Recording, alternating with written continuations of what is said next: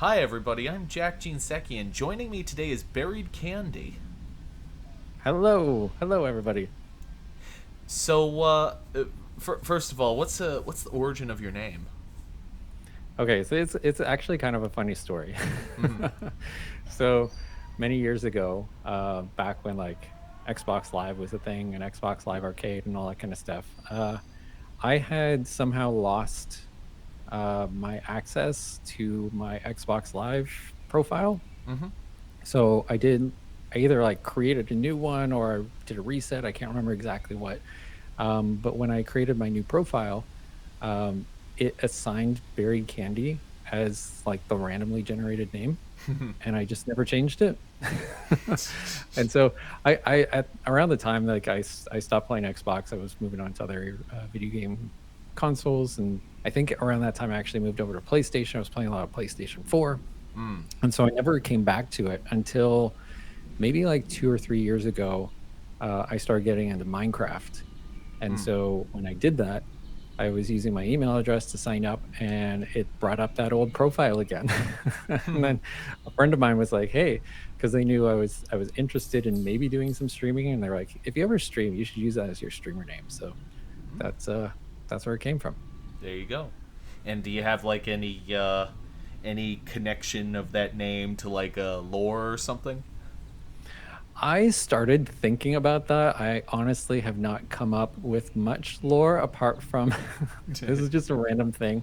Somebody had asked me this because I was trying Voop out for the first time like a week and a half ago. Yep. And they had asked me, like, do you have any lore around your character? And I said, well, I just showed up one day on your couch and started playing video games and I never left. And that's as far as I got in terms of lore. I haven't really gotten too far into it, which is weird because I'm a big D&D player. So Mm. I usually think about lore a lot. Oh yeah. Got. I've interviewed quite a few tabletop fiends on this channel. So, Yeah, we're a oh fun sorry. bunch. I just said we're a fun bunch. Yeah. So, what kind of content do you like to make? So a lot of it, when I started streaming, it was mostly gotcha games. So Mm. I played a lot of like Genshin Impact and Wuthering Waves, Honkai Star Rail, Zenless Zone Zero, that kind of thing. But really, the big thing that I like to do is co-op gaming. So even when I played those games, specifically Genshin Impact and Wuthering Waves, I always love to do co-op with Mm. people. I would invite my viewers to come in and play with me, or I do collabs with other streamers.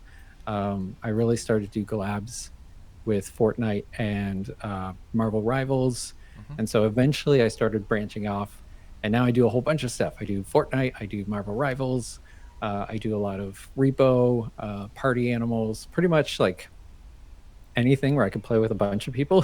That's kind Nice. of like my favorite stuff. I actually started making a game recently, and it's all multiplayer because I love multiplayer stuff. So that's that's what I mostly do. So you're making a game right now. I am, yeah. I kind of fell into it, Huh. honestly.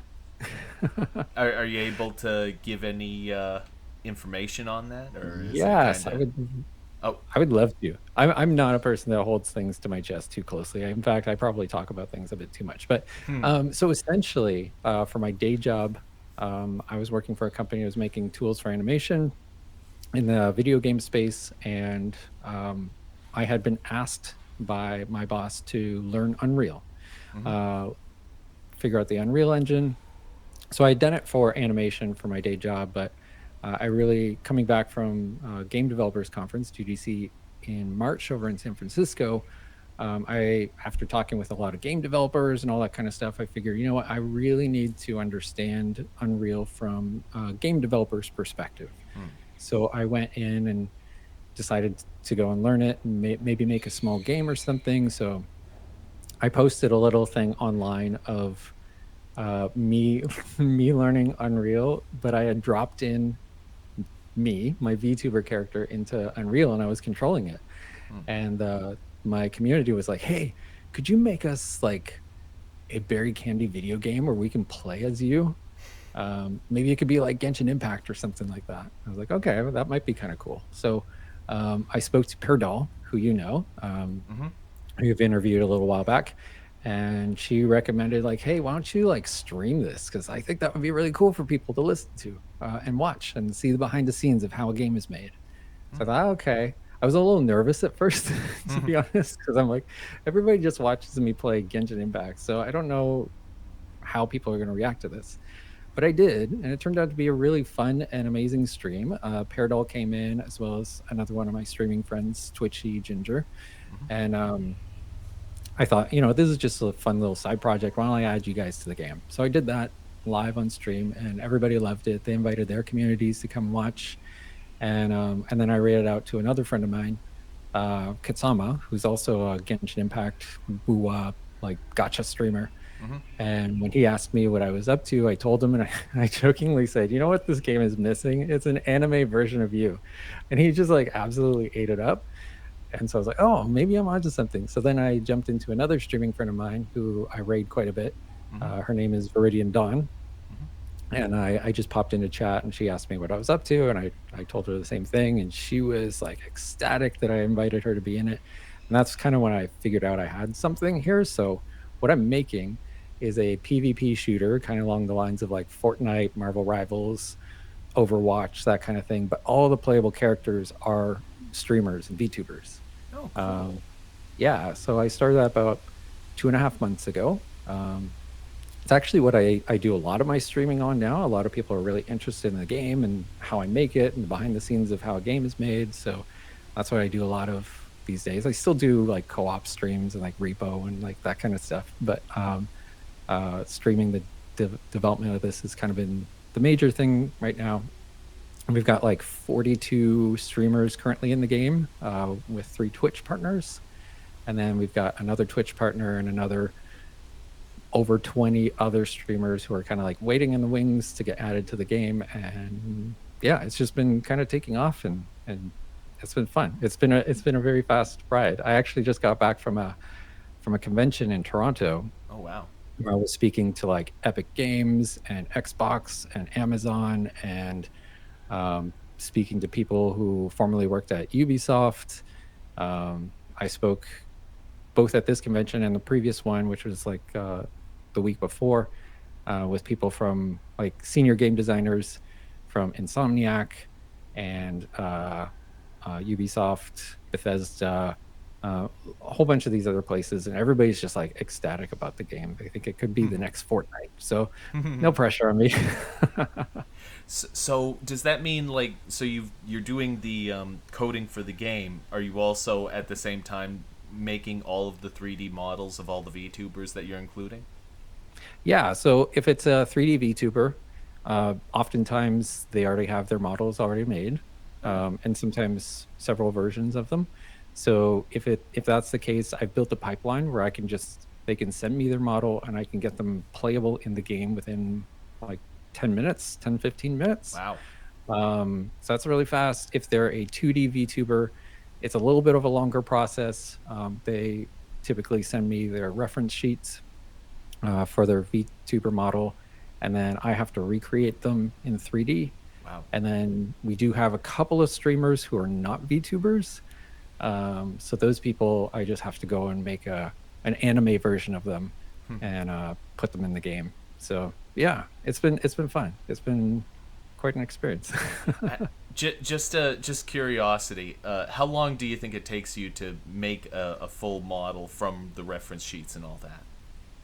From the reference sheets, I've been cranking them out at a rate of about 1 a day, maybe 2 days. Wow. To convert them. It depends on how complicated their model is, especially when it comes to like the clothing and the hair. Hair and clothing take the longest amount of time.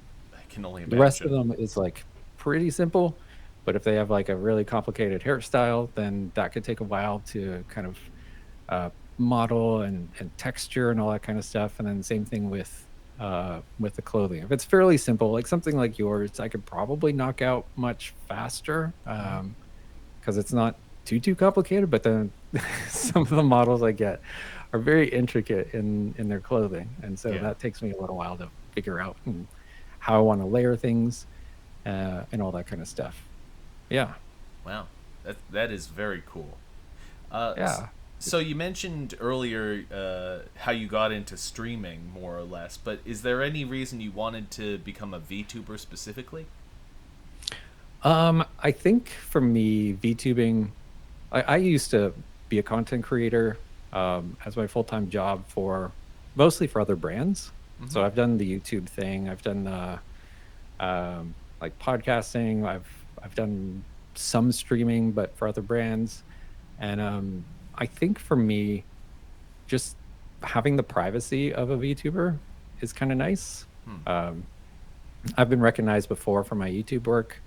Not that I'm like a super big content creator or anything, but like niche enough that when I go places where these people tend to go, they'll recognize me. So, and I just like the flexibility of it, right? So, Hmm.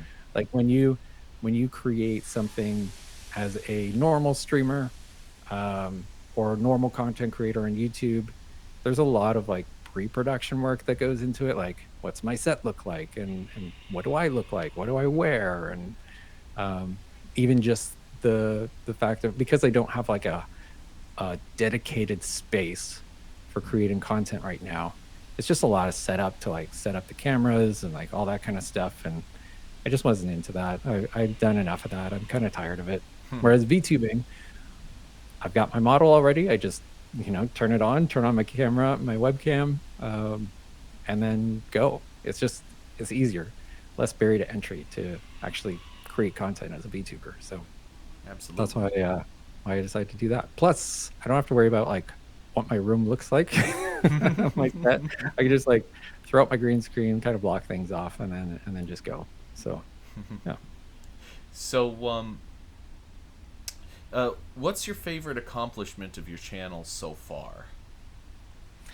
I think my favorite accomplishment is probably actually this game, to be honest, because I've like brought so many cool people together, so many streamers, and seeing them collab with each other and seeing their communities like support each other. Some of the people who started watching me stream, I'll see them watching the other streamers and seeing not that numbers are an important like the most important thing, but as a growing streamer, if you want to hit partner and all that kind of stuff, you do kind of have to watch the numbers a little bit. Mm-hmm. But seeing all of their numbers going up, and just seeing them support, because like as you probably know, as a content creator and a VTuber and all that stuff, a streamer, it can be a little tough like mentally, um as we are like trying to grow our channels and stuff. So having this kind of like support network to kind of help each other out has been like the most, I don't know, rewarding, coolest thing I think that came out of this. I will agree. One of the coolest things to happen while I've been doing this has been just meeting all the fantastic people, and just kind of getting to know everybody. Yeah, for sure. So, what's been the biggest change to your channel since you started VTubing? Oh, I think the biggest channel or like the biggest change that came to my channel was I'm learning more and more how to interact more with my audience. So I'm very big, like I said earlier, I love playing games with my audience. I love playing games with the viewers and playing multiplayer and all that kind of stuff, but finding new ways for them to interact with me as a streamer Mm-hmm. has been really cool.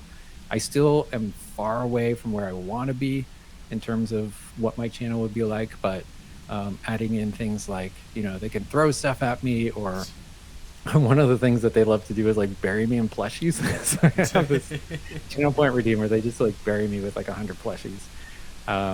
They can throw Pokemon balls at me, which I do want to eventually add, where they can actually catch me. I don't know how I'm going to do that yet, but like add it where it's like randomized, where if you throw a Pokemon, you might actually catch me at one point. Hydrate. They like hit me with a fire hose of water whenever I want to hydrate. So just like all these types of things to interact with me with. That's, I think, has been the biggest change that has happened over the course of my streaming, which I just celebrated 1 year about a week ago. Oh, hey, Um, congratulations! yeah, thank you.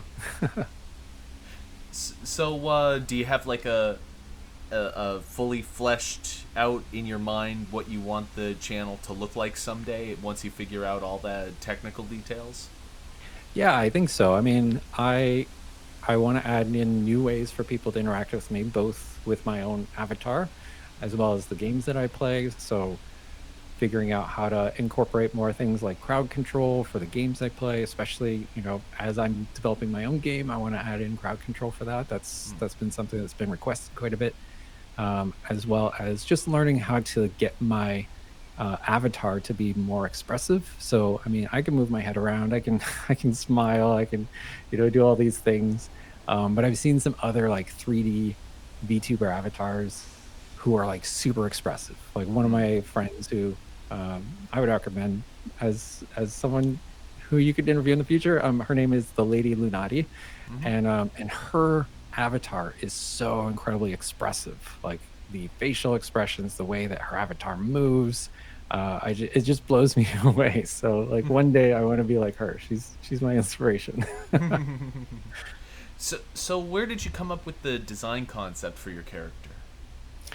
Yes. So the design came from initially, this is like the V2 version of my avatar. Mm-hmm. Um, Initially, what I started off with was at the time, like I mentioned, I was a big gacha gamer. So I Mm-hmm. played a lot of Genshin Impact, Wuthering Waves, that kind of thing. So originally, my first version of the model was inspired by a combination of two of the characters from that game, one being Alhaitham. Mm-hmm. So I really liked Alhaitham, like the look of his costume and all that kind of stuff. And I combined that with the look of Jinyan, who is one of the early characters that was released for Wuthering Waves. So I kind of took inspiration from those characters and then combined them with I forget the name of the character. It's not a gotcha game, but it's like an anime game Mm-hmm. called Scarlet Nexus.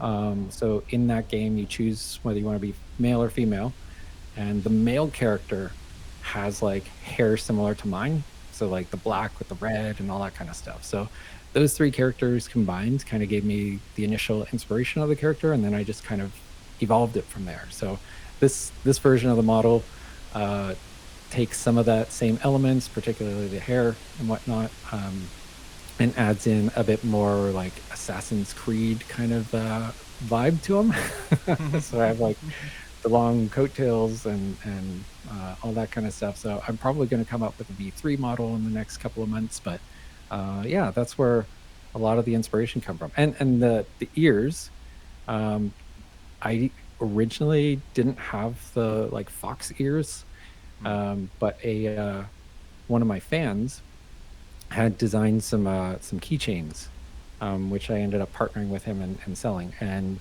in those designs, he designed me as like this chibi model that had these like cat ears and like a tail. And I was like, oh, actually, I kind of like that. So then I added those in.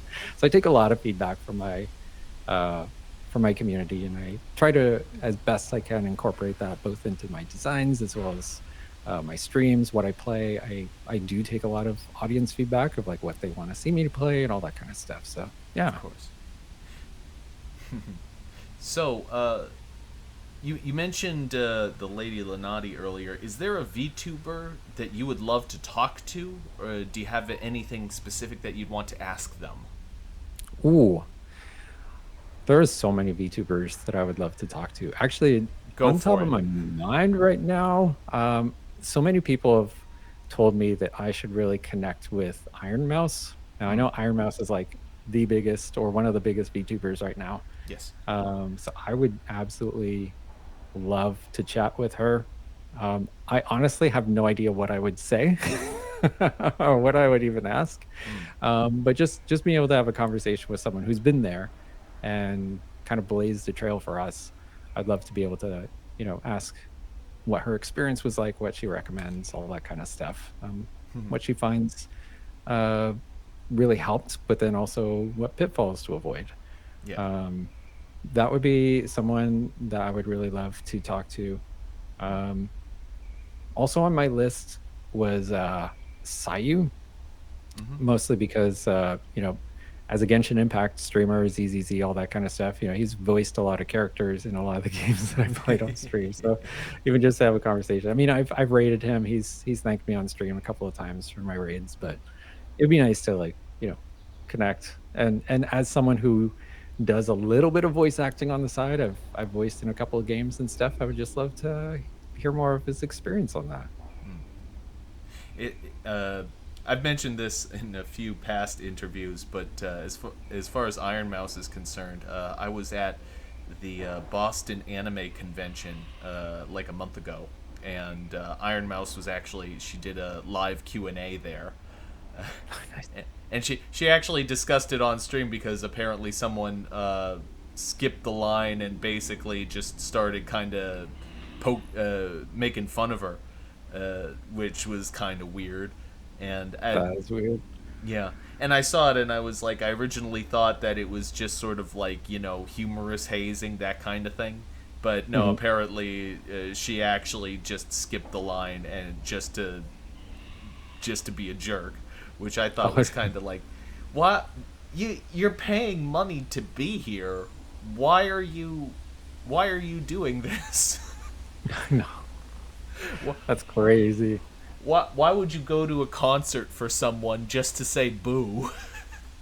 I know, right? Like, I don't know. People can be weird sometimes. But anyway, who's a streamer or channel that you watch that nobody's ever heard of? Oh, that's a good question. I'm trying to think of who I watch on a regular basis. I mean, a lot of the people that I watch are people who have been streaming for a long time. Actually, okay, here's one. His name's Odin. I might mispronounce this. Odin here. Odenhir. It's actually, I don't know if Peridol talked to you about this. I think it's actually the brother of Peridol. Oh. Just started streaming recently, and he does a lot of like interesting games that I haven't really seen before, and does a lot of indie demos lately, especially with Next Fest and all that stuff going on right now. I think he was streaming Expedition 33 at one point. Not somebody who a whole lot of people know about because he just started. Of course. But yeah, he's a cool streamer to watch. Super nice guy. Super nice guy. He's come in and been a large part of our community. You may see him. I haven't talked to him about this. You may see him in the calling at some point. but yeah, he's. I think he'll be an up and coming streamer. I think he's really cool. If you get a chance to follow him, he's great. He's good people. Awesome. So, it's your ideal stream. Who are you inviting on? Oh, my ideal stream. Yes. Oh, okay. This is a bit of a plug for the Go for game. Go for it. But and I'm actually going to try this. I'm going to try this next month because I have my 1 year Twitch affiliate anniversary next month. Nice. But I want to have a big collab playing the calling with my stream team. Nice. So all the people who are in the game, I want to invite them all out and just have fun playing the game and just chilling and relaxing. We have so much fun together. We've done collabs. They've jumped into my stream just to play around and play test while I'm doing stuff. And these guys are like the most fun. Most of them are not massive streamers. We do, like I mentioned, we do have a couple of Twitch partners on, but they are so much fun just to watch, and they're very entertaining. And we've got a lot of people from all different backgrounds. Like some of them do singing streams and musical streams. We've got some who are more on the art side, like Debbie Cat. She does like mostly just art streams and all that kind of stuff. But when we all get together, it's always so much fun. And that's what I'm mostly about. I just want to have fun. Nice. What advice would you give to someone who wants to be an entertainer? Oh yes. Okay, so this whole industry, we're all entertainers. We're all, Of course. performing for the camera. Yes. So I mean, a big part of it is entertainment. It's something that we are doing to entertain other people. And people are mostly entertained when you can give them a reason to be there. So whether it's like, you're really good at the game that you're playing, or you're really like interactive, people really enjoy being a part of a community, and they Mm-hmm. really enjoy being acknowledged.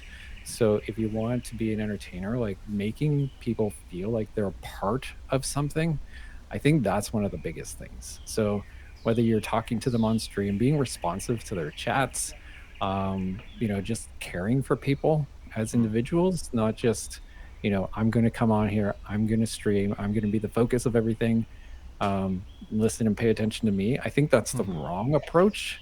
Yeah. People like to be included. Yes. So the more that you include them, the more they see, and not just, you don't have to do the same thing as me, as like physically including people on the stream and inviting them to play with you, but like acknowledging them, talking to them, responding to their questions, saying hi when they come in, like make them feel like them. I think those are all the kind of the important ingredients to being a good entertainer, especially in our industry. It might be Mm-hmm. different if you're like voicing for a video game or that kind of thing, but as a streamer, that's kind of the important thing, is just inclusion, getting people involved, and then getting them to interact with each other.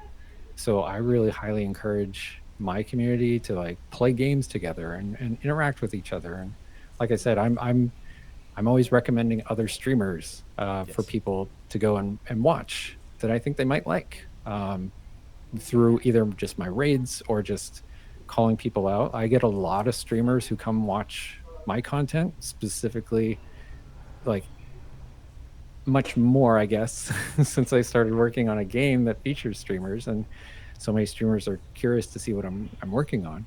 But I'm not afraid to call them out too and be Mm-hmm. like, hey, you know, so and so streamer just popped in, and they're amazing. If you like this type of content, you should go check them out, go follow them.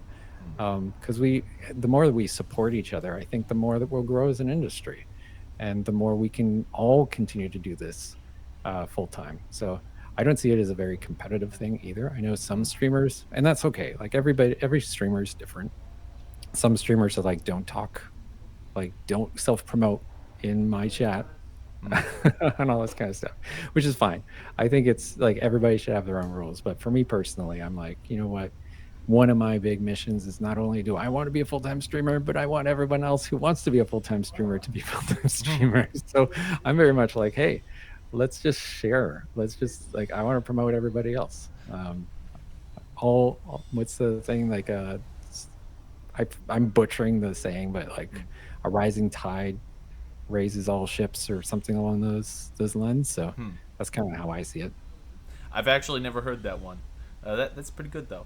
I do agree. I think that I like the idea of. I once heard of it as like a social hack, wherein people you can become more prominent. Not that I care, but you can become more prominent by cross introducing people that you know to each other, and Mhm. so like the cross promotion thing plays into that. Although honestly, I don't really view it that way. I just like introducing people because I think it's fun. Yeah. I'm Well, like, it's so hey, true. you guys know each other now. Isn't that great? Yeah, exactly. and and But I get to be a part of that. I get to like absorb a little bit of the resultant good vibes. I like the good vibes. yeah, yeah, for sure. And you're so true. Like, how I had mentioned, like I worked as a content creator for other brands and stuff in the past, and as a marketer, the the things that I've experienced was that those who do develop those relationships, who cross promote each other, those are the ones who become super successful. And not just them, but everybody in the circle becomes Yes. super successful. So I've seen, like, you know, internet marketers, like they'll sell online products, here's how to learn how to do Unreal or whatever. And then in their newsletter, they'll promote someone who's like teaching, here's how to launch a game on Steam, or whatever. And because they're all cross promoting each other, and it's all like related stuff, like everybody wins. The Yes. people who are like taking the courses win, because they're getting good quality content from all these different people, but then they're also winning because they're, cross pollinating their audiences, Mhm. and they all want the same stuff. And so, yeah. And then, like I said, everybody within that circle, like, just grows at an exponential rate. So we could do the same thing here. Absolutely. So, uh, changing gears a little bit.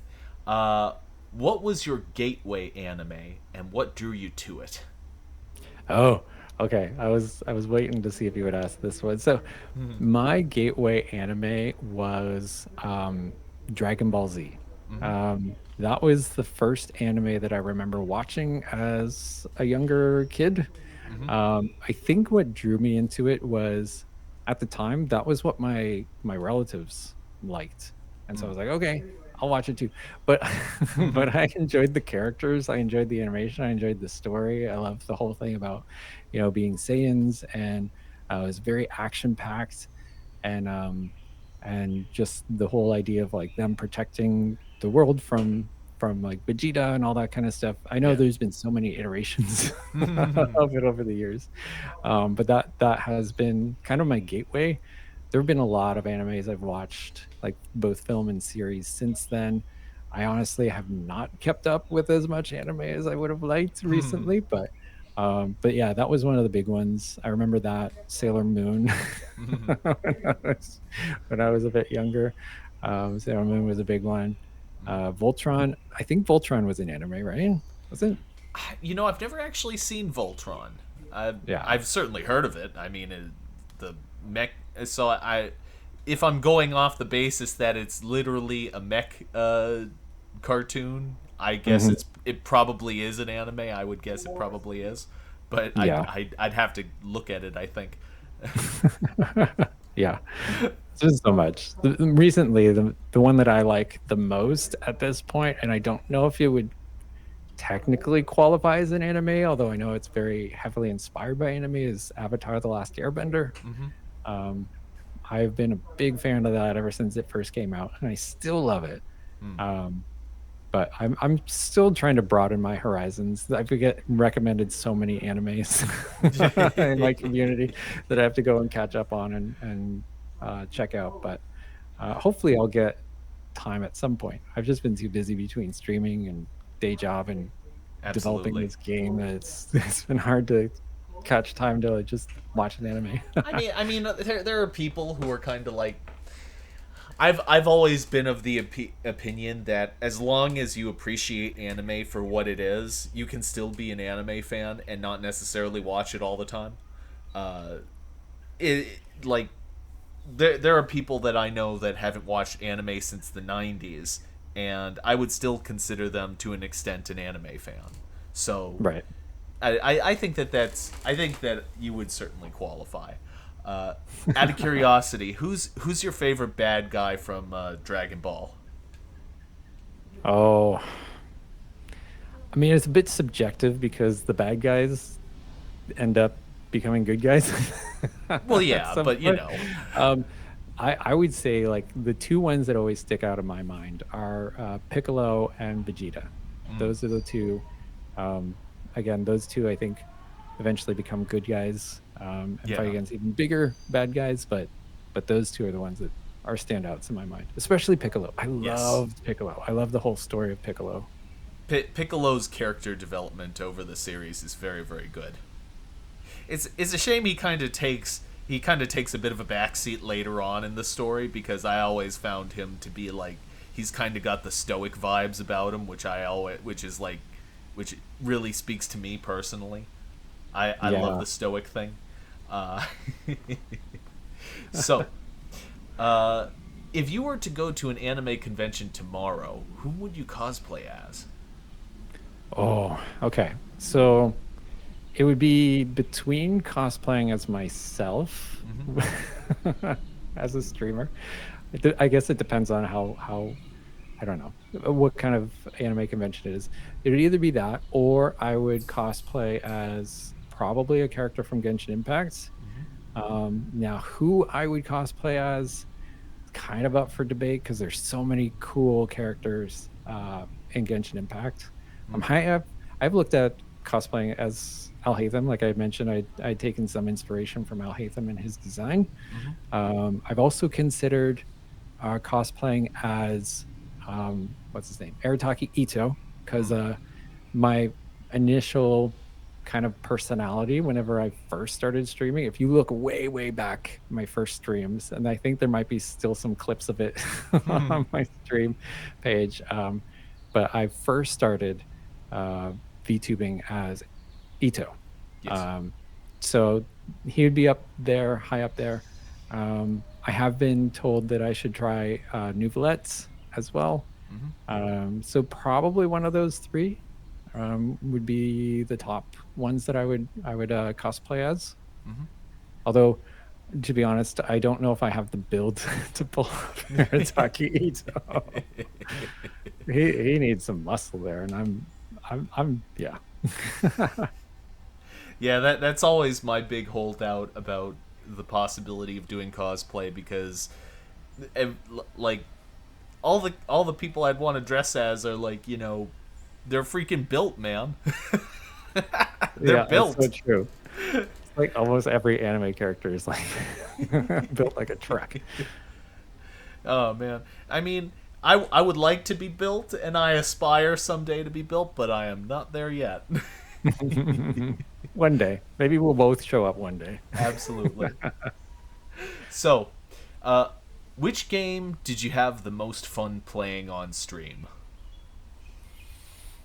Oh, there's a lot of contention there between, I would say, I mean, I had a lot of fun times playing Genshin Impact because I streamed it for such a long time. But if I had to really dial it back and say, like, where did I have the absolute most fun and like laughed so much and Mm-hmm. all that, I think it would have to be between Fortnite, Mm.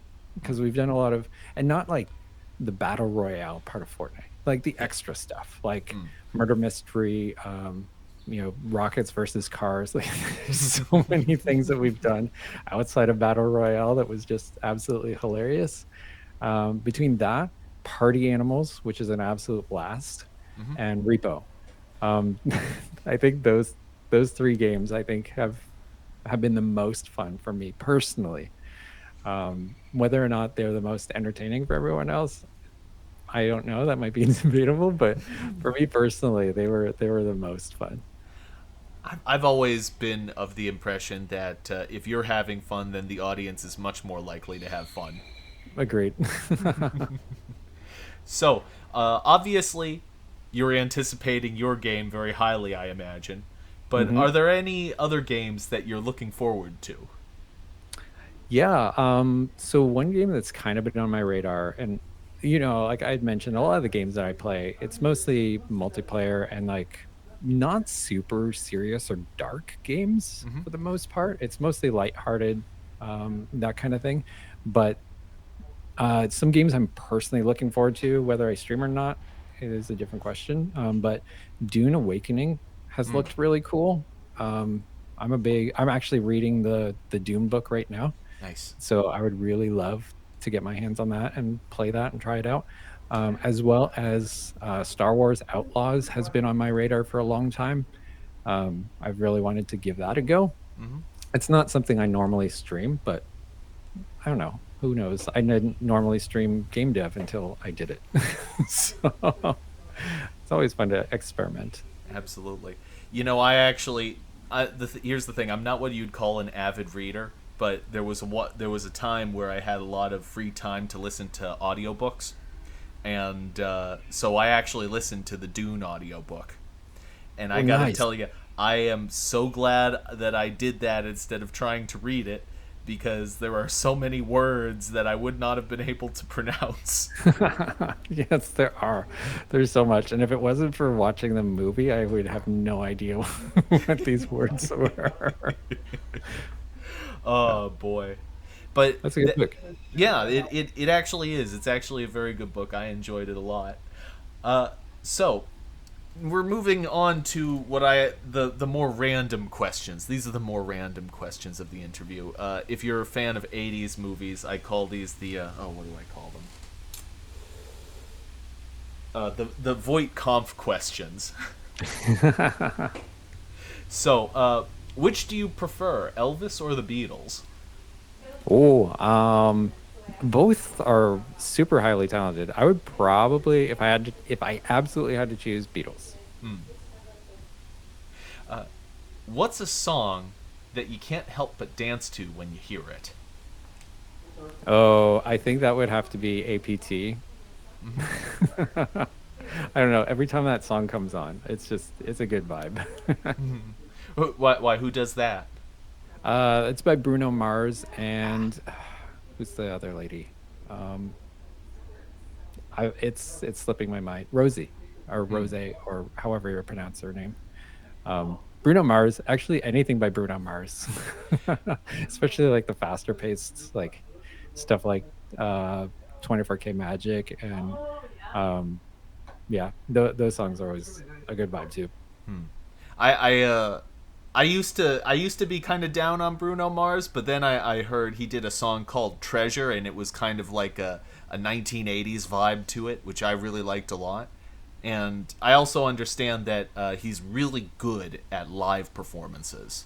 Yes, that's what I've heard. Like, I don't know if I've heard Treasure yet. I'm gonna have to look that one up. It was a But yeah, while ago. It was probably like a decade or more. nice. Yeah, Yeah. I've heard he's just phenomenal live and kind of like I've seen a lot of comparisons between him and like Michael Jackson. Yes. Michael Jackson frequently comes up on this show. Uh, but yeah, I do have a lot of admiration for entertainers who really go out onto the stage and just like give it their 110%. Uh, Hmm. so I respect Bruno. Uh, so, what's your favorite chill out movie? My favorite chill out movie? That's a good question. There's so many good movies. I watch a lot of movies and I rewatch a lot of movies. Mm-hmm. Um, this isn't really a chill movie, but I like to chill to it is like basically anything from the MCU. I've watched MCU movies over and over again so many times. Nice. Um, there's something I really love to just chill and relax to. Do you have a Yeah. favorite MCU movie? I would say it would be between like Infinity War and Endgame, as well as I really loved Thor Ragnarok.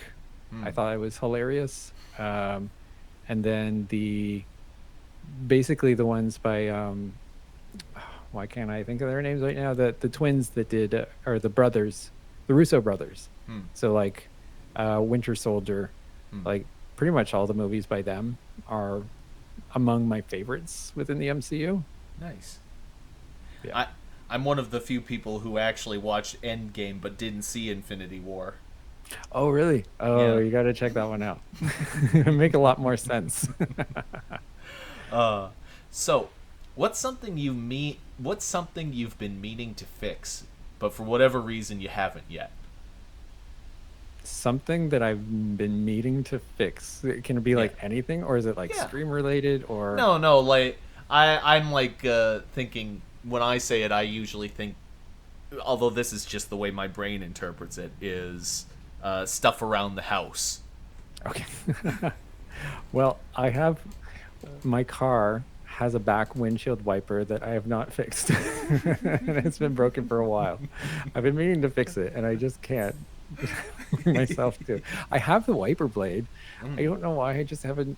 Okay, I think there's a piece that goes from like the wiper blade to the actual like mechanism itself that I haven't really figured out, and so I've just been procrastinating that. Uh, I do know what that's like, because they got the blade. It has this weird mechanism. You got to open it up and then figure out Mhm. how it slides on, and if you don't, then it gets all rattly and it wrecks everything. I don't And know. eventually falls off or whatever. Yeah, I can't be dealing with those things. Mhm. So, Would you ever talk to a stranger unprompted in a public setting? Would I ever talk to a stranger unprompted in a public setting? Yes. Uh, Probably not, unless I had a very good reason to. I'm very highly introverted. I know it's hard. Like a lot of people find this crazy, especially those who have like watched my streams and like how I interact with people, and even when I go to events, for the most part, I seem very extroverted, but I'm extremely introverted. So unless I had a very good reason, I would not. I probably wouldn't talk to a stranger unprompted. You'd probably be surprised. I've gotten like a 50-50 on that question on this show. Oh yeah. Yeah. There are a lot of VTubers who are very highly introverted, but they manage to make it work with the VTuber streaming model, which is it makes sense and it doesn't. You know what I mean? Because like the VTuber bit obviously gives you that sort of little bit of separation, so it's not your face right on the camera in front of everyone, and Right. also you don't have to interact with people directly. So even if it was your face, it wouldn't be like you have to make eye contact and do all that normal stuff. Yeah. But on the other hand, it's kind of like, I mean, it's you're still playing to an audience, which is kind of it's an unusual space, I would say. VTubing, I would say, is an unusual space. It is. And you're right. Like I guess that would be a totally different question too. Like if it is IRL in real life and I had to talk to a stranger, I would say no, probably not. But if it were me as my VTuber self, and you placed me in front of someone to just chat with them, then I might. I mean, that's essentially what Voop is. Yeah. So although I suppose like the system's dropping you in front of a stranger and you kind of have to. It's kind of like you can't just ignore them. See, I heard about Voop ages ago, and I haven't tried it yet, and I've been meaning to, and I should. It's interesting. It's interesting, especially if you go to like one of the events. If you just do it, in all honesty, from my perspective, it's hard because there's usually like maybe 2 or 3 people, and you just find the same person over and over again. So that's not as fun. But if you go to one of the big events where there's like 100 or so people, Wow. VTubers on, those ones are a lot more entertaining. And sometimes they're actually live streaming it. So you can kind of play up to them and their audience and stuff. And that's kind of fun too. Nice. So, which do you prefer, chess or poker? Ooh.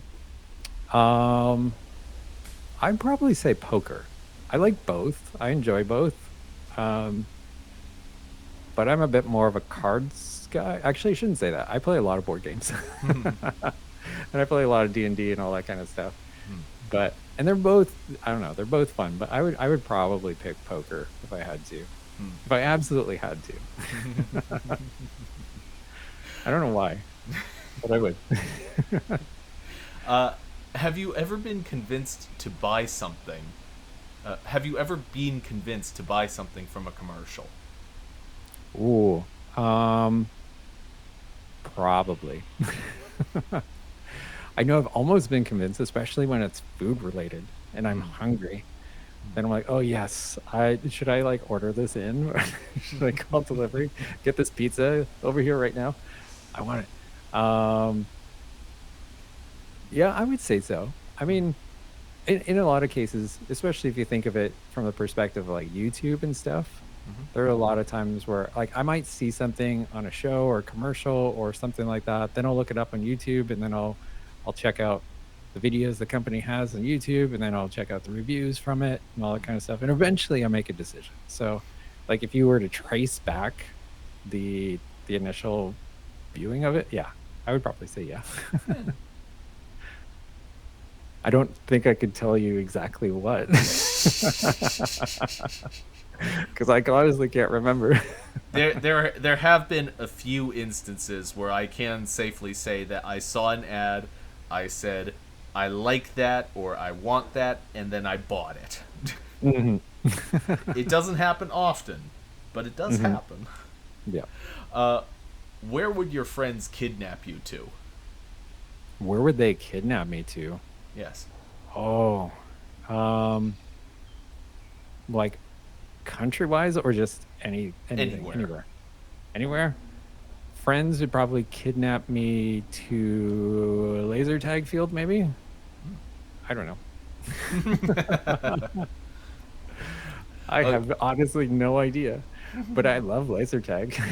So if you're out there and you want to kidnap me and bring me to a laser tag field, I give you my permission. I haven't done laser tag in ages. I should probably give it another try. Yeah, it's so much fun.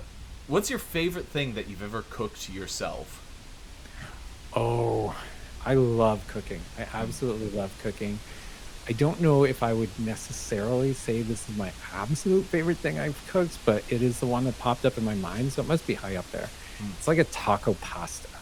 So I make like kind of like macaroni, but I put in like taco ingredients, so like ground beef and like the peppers and all that kind of stuff with the taco seasoning. It is absolutely fantastic. Highly recommend it. I've never That's heard of that. That sounds it's interesting. it's very, very good. If you love like pastas, like mac and cheese or even spaghetti or that kind of thing, but you also love tacos, it's basically you put them together and it's fantastic. It's so good. I'm extremely curious now. My interest has been piqued. If you Okay. get anything out of this interview, it's a good recipe for taco pasta. Okay. So now on the other side, what's the Mhm. worst thing you've ever cooked yourself? Okay, I know this one for sure. Okay. I was going to make myself an egg one morning, and it was eggs, like fresh eggs that I had gotten from a local farm here. And I grab the egg and I crack it open over the frying pan, and it wasn't just a normal egg. Oh dear. There was actually a animal inside Oh. of it. It Oh. traumatized me. I could not make eggs for a long time after that. That is, yeah, that's upsetting. Yeah. Yeah. It was very upsetting. I Oh think that man. would be the worst situation. Yeah. What's a place you've been to where you want to return someday? Oh, I have a lot of those too. Italy. I love Italy. I Oh would wow. love to go back. I've done like Rome and the Amalfi Coast, Wow. and I would love to go back there and explore a bit more. It's absolutely stunning, especially the Amalfi Coast. I would love to spend more time there than just a couple hours that I did from a cruise that I did years ago. I'm curious. Is there like are there a lot of things to see in Rome in terms of like the more ancient stuff? The like the Yeah. Yeah, because Italy is oh, just full of ancient ruins and things. So you've got like, the typical stuff like the Colosseums and stuff like that, but there are so many different ruins and stuff that you can visit. Just in the country in general, like going to Naples and seeing Pompeii was like incredibly eye-opening. Um, Both in terms of like what they may have been like, what it must have been like to having been through that experience, but also just the daily life of what, like, I did not know this, but back in those ancient times, they actually had fast food restaurants. They had these places where it was like street vendors, and they had um, kind of like it almost looked like a Subway. If you've ever been to Subway, where you like have all those different food stations and they're all like heated food, and you can just go and you can grab it and it's all like prepared for you and you just walk away and eat it. Like I had no idea they had fast food back in the ancient Greek and ancient Roman times. So some of that stuff is really cool. Yeah, there's a kind of cool places to visit. And not just there. Like I'm someone who just loves history in general. So um from the ancient times right up to things like World War II and stuff, like seeing, the impact that those major events had in the region was just really interesting to me too. So, Candy, I have to ask because the meme is long since dead, but I feel compelled to ask anyway. How often do you think about the Roman Empire? How often do I think about the Roman Empire? Oh, probably once every couple months. At least. Even just yesterday, like now that you think about that. So I was visiting family while I was at an event last week, and we were watching one of those like home reno shows. Mm-hmm. And when they showed it, they had these columns, these pillars in front of it. And I was like, oh, that's very ancient Roman. So surprised at how often you think about it. Yeah. I think that the last time I thought about it was this past week when I thought about the movie.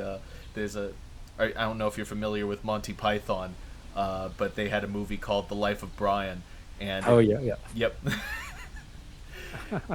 and I referenced that to some coworkers. So that's the last time I thought about it. Nice. Uh, I'm curious, have you asked that to many other people? And like, what have they actually said? I may have asked it once or twice, but I don't know. The impression I get is that people still think about it a lot. Mhm. Yeah, I wouldn't be surprised. It's so ingrained in our culture these days. It's hard not to think about it if you think about it. So, where was it? You find $50 in the street. What do you buy with it? Ooh, um, food. Probably. I mean, if I couldn't find who it originally belonged to, then Mm-hmm. food. I That's one of my favorite things. Any kind of food you're gonna go for? Um, Depends on what I'm feeling at the time and what I haven't eaten in a while. Probably like my go-tos are either like chicken burgers or like dim sum, like dumplings and things like that. Those are the things that I typically like to get. So, so chicken burgers. Where do you get those generally? Chicken burgers, ideally from something that's a little bit more like local or artisanal. Gotcha. So I like to go visit like the local kind of smaller mom and pop restaurants, um, if they're around. But if not, then I'll just, I'll head to like A&W or Wendy's. It's not my ideal, but it'll do. Nice. So, sorry. Uh, which board game would you bet money on that you would win? None. Mostly because I always lose. I love board games though. I absolutely love board games. But yeah, to be honest, I'm typically the one who loses. So, I actually replaced my previous question because I used to ask if you were to play a board game, which one would be most likely to start a brawl? Right. And everyone kept saying Monopoly because Monopoly is the obvious answer. Yeah. I'm curious, as someone who plays a lot of board games, do you have one in mind? Do I have one in mind? Yeah. Okay. It would be, if I had to choose one. To be honest, Monopoly is not high on my list because I rarely play Monopoly. Maybe Settlers of Catan. I mean, we're all fairly friendly around the table, but that can be pretty competitive. Oh yeah. Okay. If you could wake up with one talent tomorrow, what would it be? Oh, it would be singing. I Not that I can't sing. People have said that I have a lovely voice, but I don't think I do. I would love to be able to sing much better. I envy those people who can just like belt out a tune and sound like fantastic. Oh yeah. So yeah, that would be it for sure. Absolutely. Uh, which decade would you most like to have lived through? Oh. Oh, That's tough. I don't know if I could answer that. Actually, okay, so there are some that I think from a pop culture perspective, I would Mm. have loved to have lived through. Mm-hmm. Whether or not the rest of, you know, Yeah. the Well, what living life would like. well, let's But go with that then. The pop yeah, culture from a aspect. pop culture perspective, I think it would be really cool to be like there during the 50s or 60s. Like speaking Mm. of like Beatles and Elvis Presley and all that kind of stuff, like some of the music that came out of those era were just like super cool. Oh yeah. And just being able to live through the age of like the golden age of rock and roll. Not that I like it's my favorite genre or anything, but Mm-hmm. I'm just fascinated with that whole era of music um, and the people who came out of that. So Yeah, I think that would have been really cool. it's funny because you mentioned Pompeii earlier, and my mind went to one of my favorite bands, which was Pink Floyd, Oh yeah. who famously did a concert in Pompeii to an audience of nobody. It was just a movie, and they're in the middle of this huge amphitheater and playing out to nothingness in the middle Wow. of Pompeii, and it's just chilling, just seeing it. I have to look that up. So, do you collect anything? Do I collect anything? I have collected things over the years. It's actually okay. So if I had to say anything, it would be board games Hmm. and D&D related stuff. Nice. If you look at my closet, how many like third party books I have for D&D, it's crazy. But then also board games. I absolutely love board games. I'm one of those people who uh pick up board games and like actually kind of rarely play them. I just love the idea of board games. So yeah, that's definitely something I collect for sure. Nice. And my final question for the interview: what smell reminds you of home? Ooh, I would probably say campfires. Hmm. The reason being is that so I love campfires. We used to do a lot of camping, and I lived in an airstream for a little while and Hmm. did like campfires every night. And so I enjoyed it so much that I actually have a couple of candles here at home that are like campfire scented. Hmm. Um, so if I had to choose something, it would probably be that. I love the variety of answers I get from that question, because Yeah, go ahead. no one's ever said anything like campfires before. It's fantastic. Yeah. Is there anything that typically comes up that's like, You would actually know, because to tell you the truth, the thing about these questions is that I'll formulate them and I'll try and come up with an answer of my own. When I think of that, what smell reminds me of home? I think of like pie baking, cinnamon, that kind of thing. right? And I kind of anticipated that that would be a very popular answer because, the smell of mom cooking is something that resonates very highly with people. But honestly, Yeah. I get all sorts of answers on this. I get chlorine, fish, uh, like just the strangest things. And I find it so wonderful because it's kind of like a reminder of how big the world is, Mhm. that there How are, unique everybody is. yes, and that there are perceptions outside of our own that are so drastically different that we couldn't possibly understand them. Hmm. Yep, for sure. Yeah.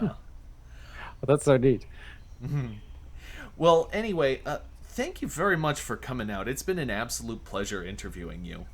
Yeah, for sure. Thank you Yes. so much for inviting me. This has been fantastic. Yeah.